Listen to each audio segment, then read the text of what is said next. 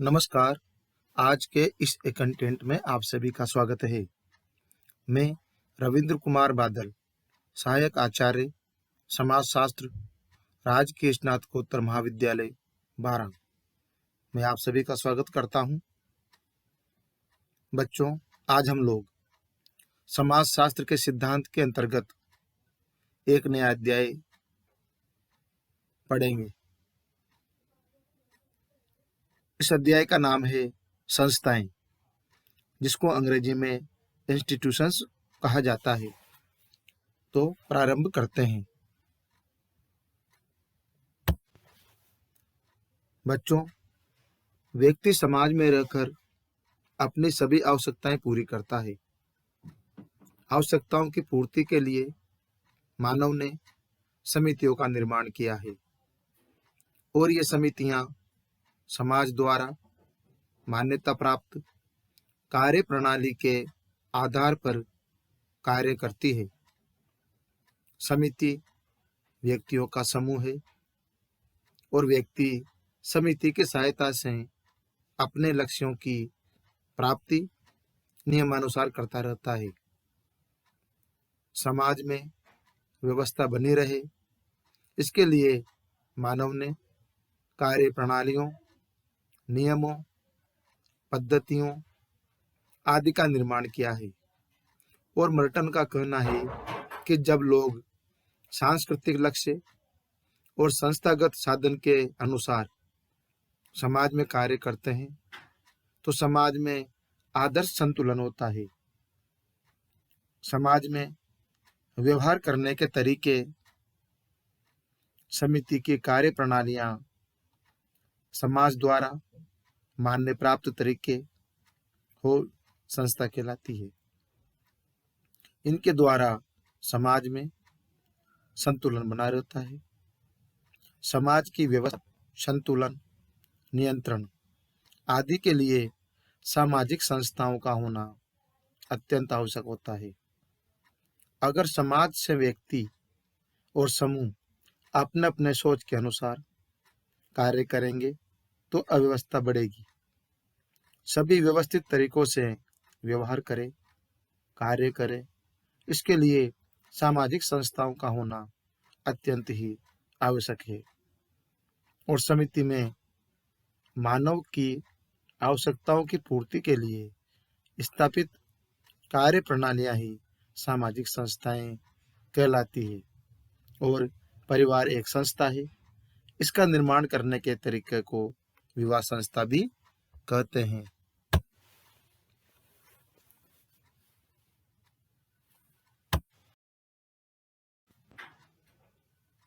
इसके पश्चात अब हम संस्था का अर्थ और परिभाषा के बारे में अध्ययन करेंगे।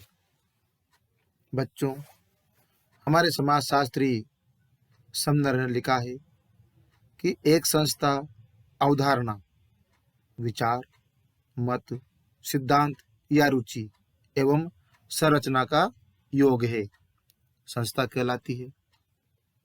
दूसरे समाजशास्त्री है मैकाइवर। वो कहते हैं कि संस्था एक निश्चित संगठन है जो कि विशिष्ट हित अथवा सामान्य हितों को सुनिश्चित तरीके से पूर्ण करती है। अगले समाजशास्त्री है रोस के अनुसार सामाजिक संस्थाएं संगठित मानव संबंधों के संग्रह है जो संवर्जन इच्छा द्वारा स्थापित अथवा मान्य है। अगले समाजशास्त्री है गिलिन और गिलिन के अनुसार सामाजिक संस्थाएं कुछ सांस्कृतिक विशेषताओं को व्यक्त करने वाले वे नियम है जिनमें काफी स्थायित्व होता है। और अंत में ग्रीन के अनुसार एक संस्था अनेक जनरीतियों और रूढ़ियों, प्राय परंतु आवश्यक नहीं, कानूनों का एक इकाई के रूप में संगठन है जो अनेक सामाजिक कार्यों को करता है। इस प्रकार बच्चों, इन सभी परिभाषाओं का आधार पर देखा जाए तो सामाजिक संस्थाएं समाज द्वारा मान्यता प्राप्त व्यक्तियों की मौलिक आवश्यकताओं को पूर्ण करने के साधन और कार्य प्रणालियों की एक संरचना होती है। इसके बाद अब हम संस्था की उत्पत्ति और विकास के बारे में विस्तार से अध्ययन करेंगे और आपको समझाएंगे भी। बच्चों, W.G. समनर ने अपनी कृति फोकवेज में संस्था की उत्पत्ति और विकास को विस्तार से स्पष्ट किया है। बच्चों, इनका कहना है कि व्यक्ति अपने आवश्यकताओं की पूर्ति सरल, सादा और सीधे तरीके से पूर्ण करना चाहता है। वह आवश्यकता को कम श्रम, कम समय में अधिक से अधिक मात्रा में पूरी करना चाहता है। इसके लिए वह विचार करता है, व्यक्ति के मस्तिष्क में विचार आता है और उस विचार के अनुसार आवश्यकता की पूर्ति भी करता है। और जब व्यक्ति यह देखता है कि यह तरीका आवश्यकता की पूर्ति का सरल, सादा, सीधा तथा अच्छा है, तो वह उस तरीके को बार बार काम में लाता है और धीरे धीरे यह तरीका उसकी आदत बन जाता है। दूसरे जन जब देखते हैं कि वह तरीका अच्छा है, तो वे भी इसका अनुसरण करते हैं और उस व्यक्ति की आदत धीरे धीरे समूह की आदत बन जाती है। यह आगे चलकर जनरीति बन जाती है और यह पीढ़ी दर पीढ़ी हस्तांतरित भी होती रहती है। समय व्यतीत होने के साथ साथ जनरीति के साथ पूर्वजों का प्रभाव जुड़ जाता है। लोग समझने लगते हैं कि पूर्वजों ने ये तरीके बनाए हैं, इनका हमें पालन करना चाहिए। जब पूर्वजों की भावना का तत्व जनरीति के साथ जुड़ जाता है तथा जनरीति प्रथा के रूप में विकसित हो जाती है, उसे समाज की मान्यता मिल जाती है।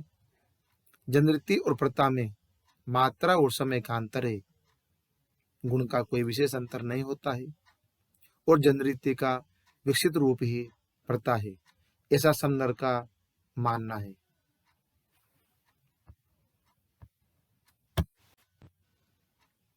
इसके पश्चात अब हम संस्था की विशेषताएं, इसके बारे में विस्तार से अध्ययन करेंगे। इसका पहला बिंदु है संरचना। बच्चों, समनर, बोगार्डस आदि ने स्पष्ट किया है कि सामाजिक संस्थाएं समाज की वह संरचना होती है जो लोगों की आवश्यकताओं की पूर्ति करती है और संस्थाएं मुख्य रूप से सुविस्थापित प्रणालियां हैं।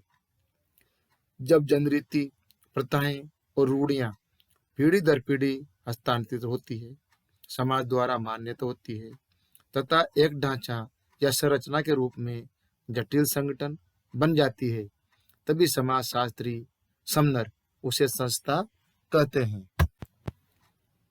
दूसरा बिंदु है निश्चित कार्य प्रणालियों की व्यवस्था। बच्चों, मैकाइवर और पेज के अनुसार संस्थाएं स्थापित कार्य प्रणालियों के रूप हैं।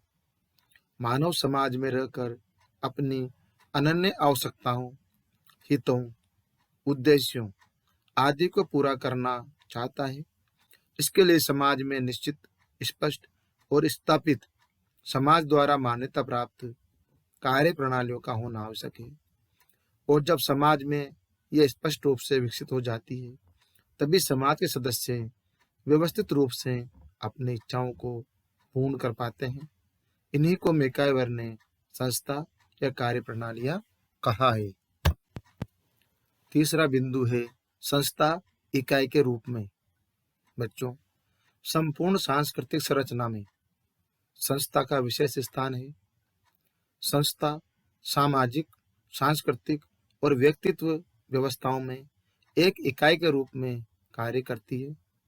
ऐसा पार्सन्स ने अपनी विश्वविख्यात पुस्तक द सोशल सिस्टम में कहा है और हैमिल्टन का भी ऐसा मानना है कि सामाजिक संस्थाएं समाज में रीति रिवाजों का एक पुंज है।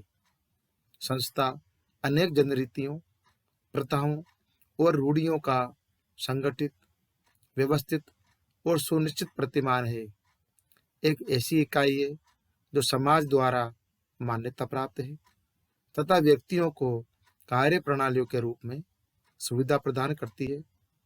संस्था एक इकाई के रूप में अनेक जनरीतियों, प्रथाओं तथा रूढ़ियों का विकसित रूप है और यह लिखित, अलिखित तथा किसी भी रूप में समाज में हर हाल में विद्यमान होती है।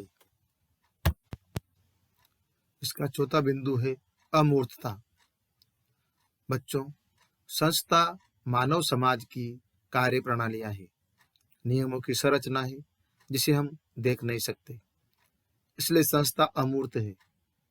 संस्था नियमों, रीति रिवाजों का एक व्यवस्थित संग्रह है। संस्था सामाजिक व्यवस्था तथा संगठन को बनाए रखती है, व्यक्तियों पर नियंत्रण की व्यवस्था है और संस्था की यह विशेषता स्पष्ट करती है कि यह व्यक्ति के बाहर होती है तथा व्यक्ति पर दबाव रखती है। पांचवा बिंदु है उद्देश्य। यहाँ पर मर्टन ने कहा है कि मानव के सामाजिक संरचना में उद्देश्य महत्वपूर्ण होते हैं। इनकी पूर्ति व्यक्ति को संस्थागत साधनों से करनी चाहिए और प्रत्येक समाज में उद्देश्यों को पूरा करने के लिए निश्चित समाज द्वारा मान्यता प्राप्त संस्थाएं भी होती है। छठा बिंदु है प्रतीक। यह मानव स्वभाव है कि वह प्रत्येक वस्तु, पदार्थ, प्रथा, परंपरा, विचार, धारणा आदि को कोई न कोई नाम दे देता है, उसे पहचानने के लिए प्रतीक प्रदान कर देता है। इसी प्रकार प्रत्येक संस्था का एक निश्चित सर्वमान्य प्रतीक होता है। यह भौतिक और अभौतिक, मानव के समान, पशु, प्राकृतिक वस्तु आदि कुछ भी हो सकता है, जैसे सूर्य, चंद्रमा, ओम, गाय, क्रोस आदि संस्था के प्रतीक माने जाते हैं। सातवां बिंदु है स्थायित्व।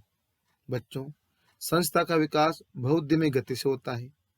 इसके विकास में समय भी बहुत लगता है, परंतु जब संस्था एक प्रतीक, संरचना, अवधारणा, उद्देश्य और कार्य प्रणाली आदि के रूप में जब विकसित हो जाती है तो उसे बदलना या प्रतिबंधित करना बहुत कठिन हो जाता है।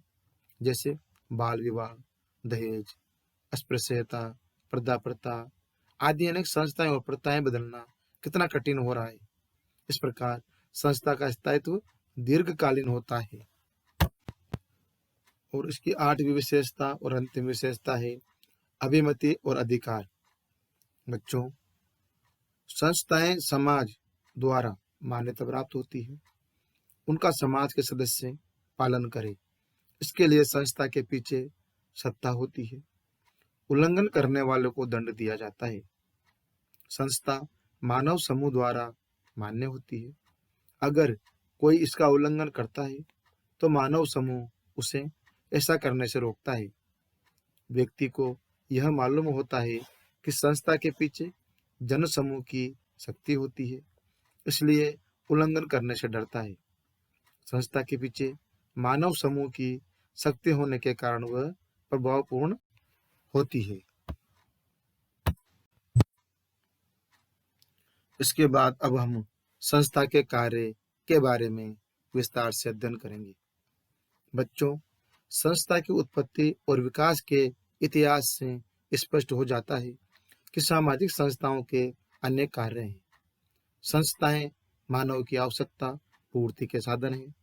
ये परिवर्तन में सहायक, संस्कृति की वाहक, सामाजिक नियंत्रण के साधन, व्यवहारों में अनुरूपता तथा परिस्थिति और भूमिका निर्धारण आदि अनेक कार्य करती है। निम्नलिखित कुछ महत्वपूर्ण कार्य संस्थाएं विश्व के सभी समाजों में कार्य करती है।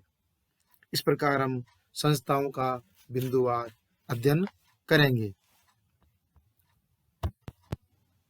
संस्था के कार्यों का पहला बिंदु है आवश्यकता पूर्ति के साधन। बच्चों, संस्थाएं मानवीय आवश्यकताओं की पूर्ति के महत्वपूर्ण साधन होते हैं। संस्थाएं आवश्यकताओं की पूर्ति करने के समाज द्वारा मान्यता प्राप्त साधन है।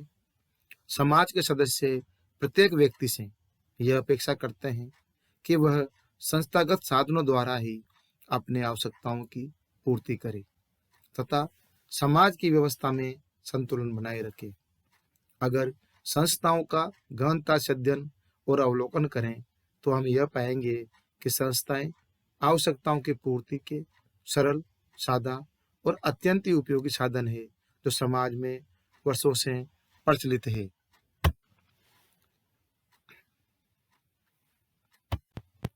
दूसरा बिंदु है व्यवहारों में एकता। संस्थाएं कार्य प्रणालियां हैं जिनका समाज के सदस्यों को पालन करना होता है। समान परिस्थितियों, आवश्यकताओं, समस्याओं, कठिनाइयों आदि में संस्थाएं व्यक्ति को एक तरीके से प्रदान करती है जिनके द्वारा वह व्यवहार करे। इस प्रकार संस्थाएं एक समाज के व्यक्तियों में समानता, एकरूपता या अनुरूपता बनाए रखती है। इससे उनमें यांत्रिक अथवा जैविक एकता बनी रहती है। तीसरा बिंदु है सामाजिक नियंत्रण। बच्चों, समाज की एकता, संतुलन और निरंतरता के लिए आवश्यक है कि व्यक्ति के अपेक्षित व्यवहार और वास्तविक व्यवहार में अंतर कम से कम हो। सामाजिक संस्थाएं व्यक्ति के व्यवहार को नियंत्रित करती है। संस्थाएं सामाजिक नियंत्रण का एक प्रमुख तथा प्रभावशाली साधन है। आदिम और ग्रामीण समाजों में तो संस्थाएं ही सामाजिक नियंत्रण करती है। धर्म, परिवार, जाति आदि संस्थाएं समाज को नियंत्रित, निर्देशित और संचालित भी करती रही है। उसका चौथा बिंदु है परिस्थिति और भूमिका निर्धारण।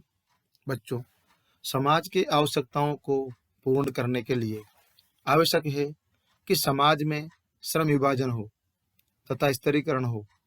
व्यक्तियों की परिस्थिति अर्थात पद और भूमिका अर्थात कार्य निश्चित हो। सभी समाजों में यह महत्वपूर्ण कार्य संस्थाएं करती है। संस्थाएं सामाजिक विभेदीकरण और स्तरीकरण का कार्य करती है। इनके द्वारा व्यक्ति स्वयं का पद और कार्य दोनों स्पष्ट रूप से प्राप्त करता है तथा उनके अनुसार अपने कर्तव्य और अधिकारों के अनुरूप व्यवहार भी करता है। बच्चों, परिवार में पति पत्नी, पिता पुत्र, माता पुत्र, भाई बहन आदि का पद और भूमिका संस्थाएं निश्चित करती है। समाज के स्तर पर जाति व्यवस्था, वर्ग व्यवस्था, दास प्रथा, जागीरदारी प्रथा विभिन्न समूहों की परिस्थिति और भूमिका प्रदान करती है। संस्था का यह कार्य सामाजिक व्यवस्था के लिए विशेष एवं महत्वपूर्ण भी होता है।